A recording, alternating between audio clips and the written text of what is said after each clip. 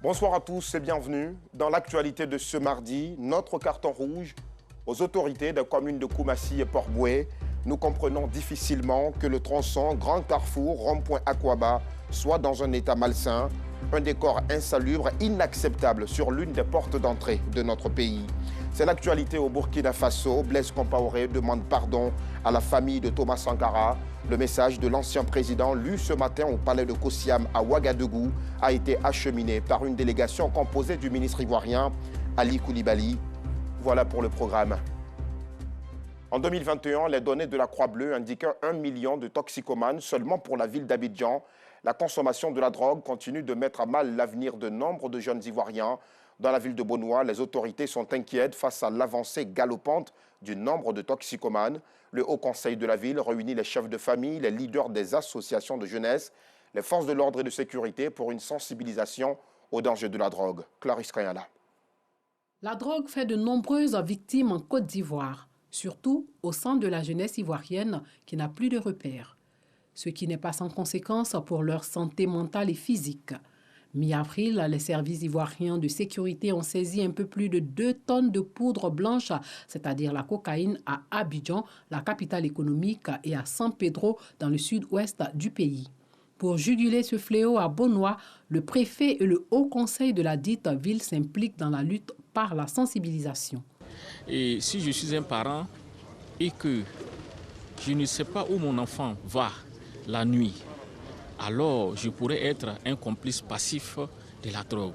Si je suis un parent et que je reçois de l'argent de mon enfant alors que je ne sais pas quelle activité il mène, je pourrais être un complice passif de la drogue.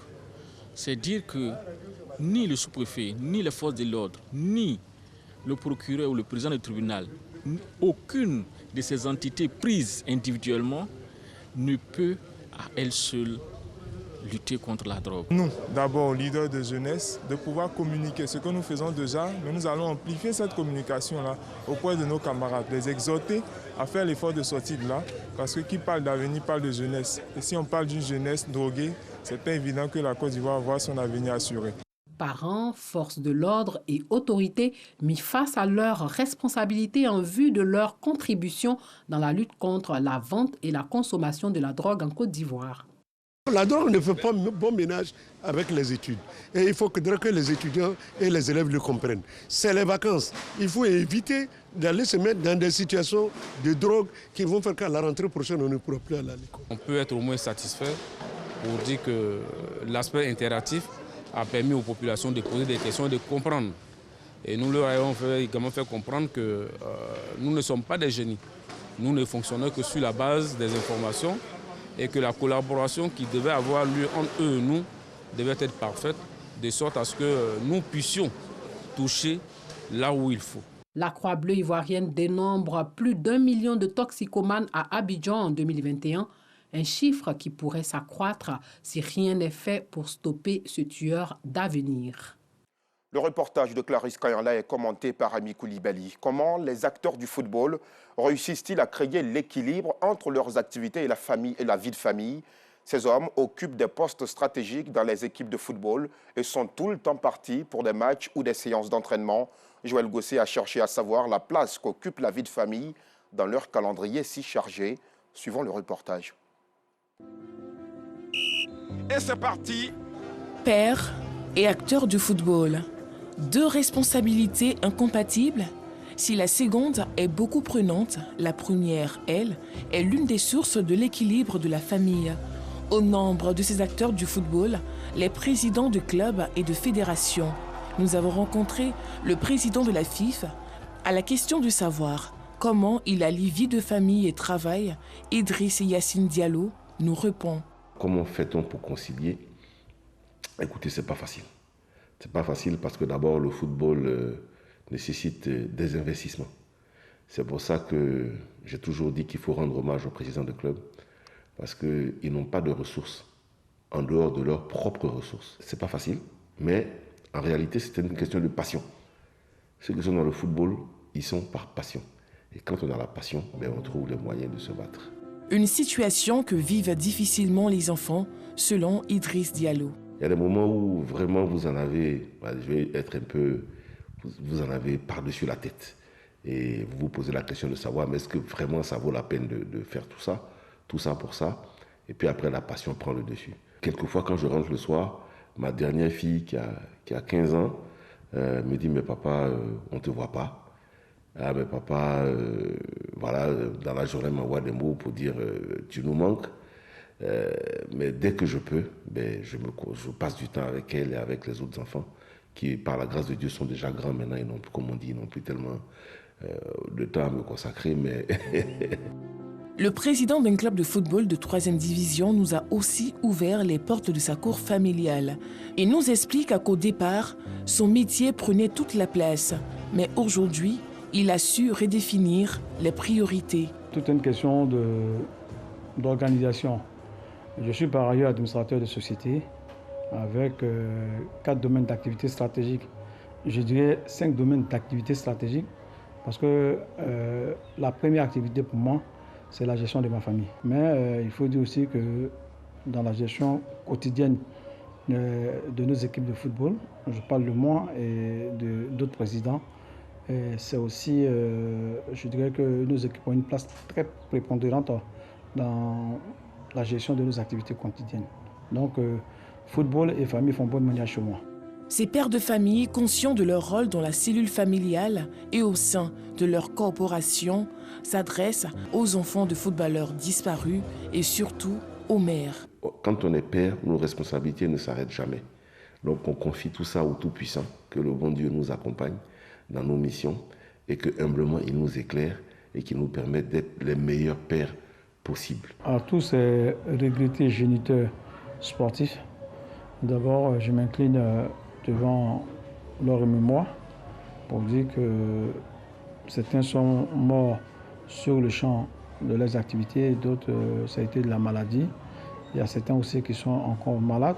Nous sommes tous des malades ambulants. Aux mères d'avoir, je dirais, de la compassion pour nous, hein, et puis de ne pas nous juger si on rentre trop tard, de ne pas nous juger si on ne rentre pas à des heures régulières, de ne pas nous juger si elles ont l'impression qu'on prend l'argent de la maison pour aller donner ça au dehors dans le cadre du foot, mais qu'elles comprennent que c'est ensemble que nous pouvons avancer. Et on les aime au-delà de tout, les mères. Par conséquent, on leur demande d'être indulgentes à notre égard. Pas facile d'être père et acteur du football. Toutefois, l'amour pour ces deux familles finit par faire de ces hommes des super-hommes, se surpassant un peu plus chaque jour. Dans le chapitre éducation, à la prochaine rentrée des classes, les élèves de l'école primaire publique Djassadi, dans la sous-préfecture de Caen, à l'ouest du pays, feront l'agréable découverte d'un nouveau bâtiment de 3 salles de classe dans leur école. Le don de la société coopérative avec conseil d'administration unité de Danané vise à améliorer la capacité d'accueil du dit établissement et améliorer également le rendement scolaire des élèves. Nous, Sangaré, Joël Gossé.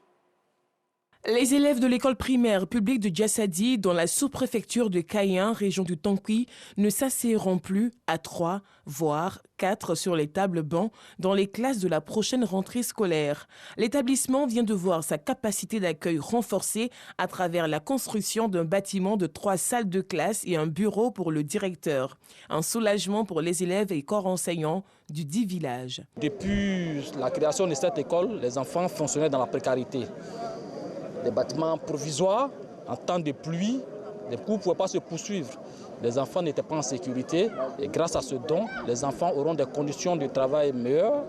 Les enseignants aussi pourront avoir un outil pour travailler convenablement. Nous leur disons merci.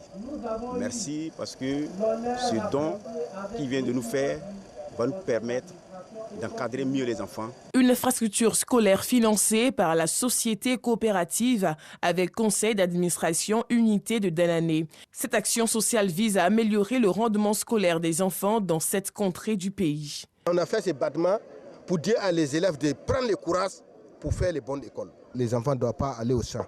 Ce n'est pas normal. Donc nous, on a contre les enfants qui travaillent au champ, on a contre ça.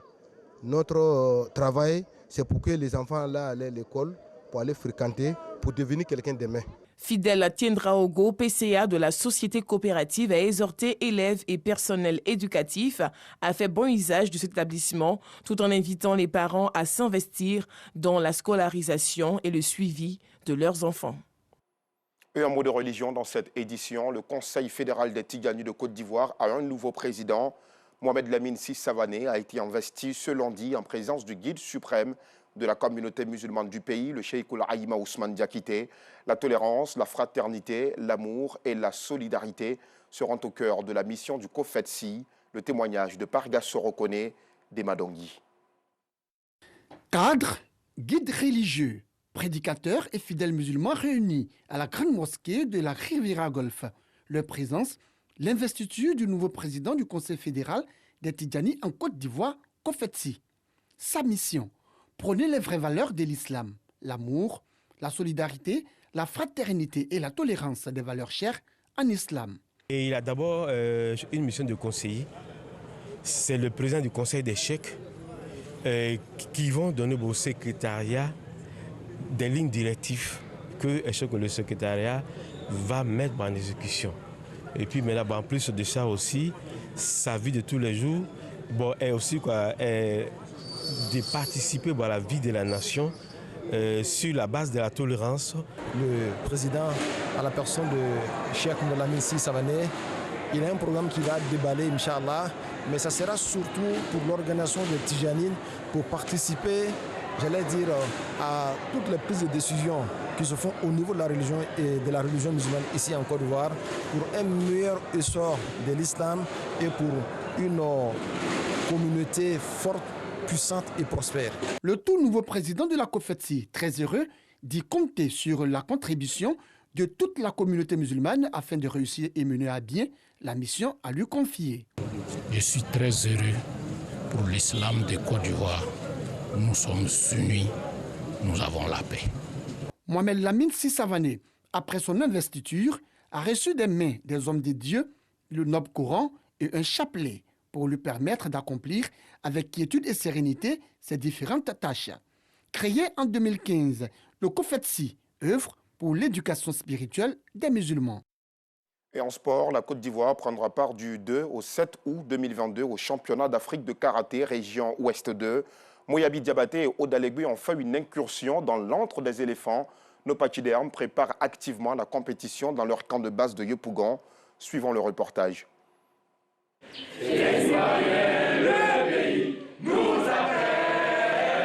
Ils représenteront la Côte d'Ivoire au prochain championnat d'Afrique de karaté région Ouest 2 qui se déroulera à Ouagadougou du 2 au 7 août 2022. Ouattara Ali, Lonzé Eliel, Guillamon Cédric auront la lourde charge de défendre les couleurs ivoiriennes dans l'épreuve du kata senior homme. Nous sommes en parfaite condition pour attaquer cette compétition.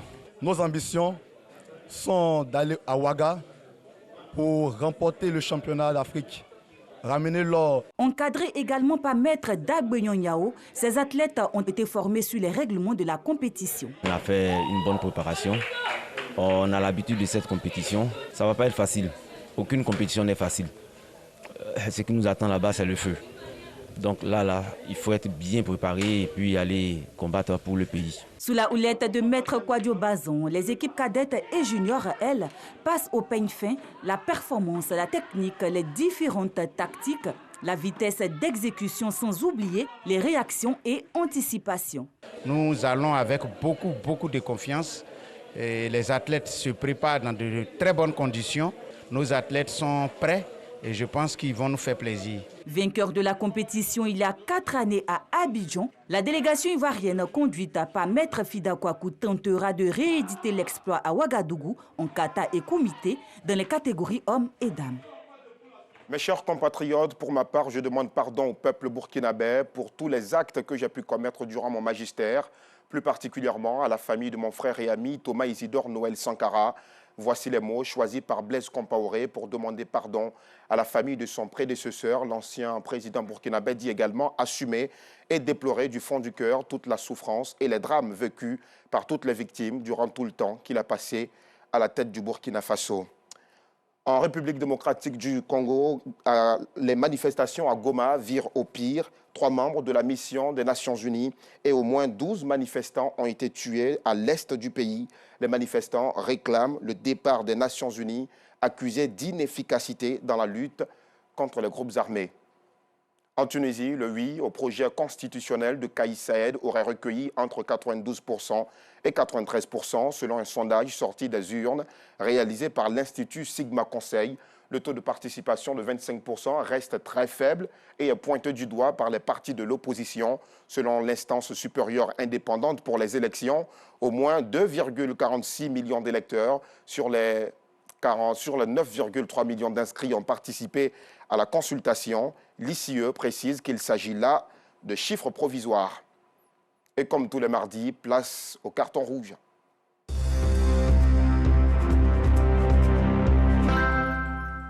Si vous l'avez emprunté dernièrement, alors vous avez fait le même constat que l'équipe de rédaction. Le tronçon qui part du grand carrefour de Koumassi au rond-point Akwaba dans la commune de Port-Boué présente un décor insalubre. Comment se fait-il que cette route internationale soit ainsi mal entretenue? La question ne se pose plus, en tout cas pour Anissette Conan et Joël Gosset.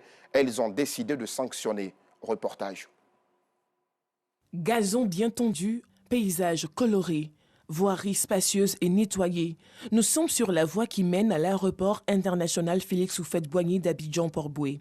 Ici, chauffeurs et piétons sont unanimes de la sérénité et de la quiétude qu'il y a à emprunter cette voie.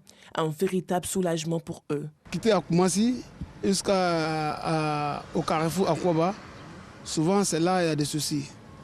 Lorsqu'on traverse Akwaba jusqu'à l'aéroport, en tout cas vraiment c'est RAS. Je peux dire que tout le monde est soulagé. Ici il y a beaucoup de la propriété. Et puis de l'autre côté là-bas, bon, j'ai l'impression que les gars s'en fichent de l'environnement où ils sont. C'est très beau. J'ai l'impression comme on est en Europe. Hein. Souvent les week-ends, lorsque j'ai envie de me balader, me faire du sport, je préfère venir vers l'aéroport parce que c'est un coin, c'est vraiment paisible et puis bien entretenu. À quelques mètres de là, au carrefour ancien Koumassi, le décor est tout autre. Cet individu, en train d'uriner à l'air libre, ne se rend pas compte de l'impact néfaste qu'a son urine sur l'environnement.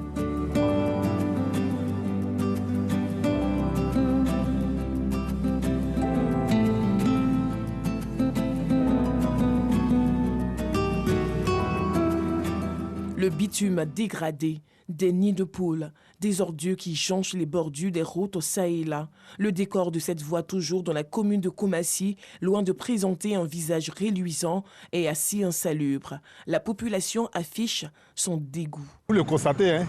Voilà, juste à côté de nous, voilà, ça y est là. On voit, les poubelles sont là, l'odeur déjà là, ça me dérange. Donc là, c'est un peu ça. Moi, je peux jeter dessus. Toi, tu peux me dire de prendre parce que c'est pas joli à voir. Mais quelqu'un doit venir dans la même place là, lui va venir, va jeter. Quand je regarde ces genres de choses là, vraiment, c'est dégueulasse. Ça peut envoyer des infections, ça peut créer beaucoup de problèmes de santé à la population et c'est pas du tout joli à voir. Les travaux pour la réalisation du projet d'embellissement de la voie internationale du boulevard jusqu'à Destin jusqu'à Bassam, qui a vu la destruction des espaces qui occupaient vainement des rues, sont pour l'instant vains. Alors, à quand donc le démarrage des travaux d'assainissement de la voie du boulevard jusqu'à Destin? En attendant de répondre à la question, la rédaction du RTI2 attribue un carton rouge aux riverains occupant cette zone du grand carrefour de Koumassi jusqu'au rond-point Akwaba, allant à l'aéroport Félix Houphouët-Boigny de Port-Boué.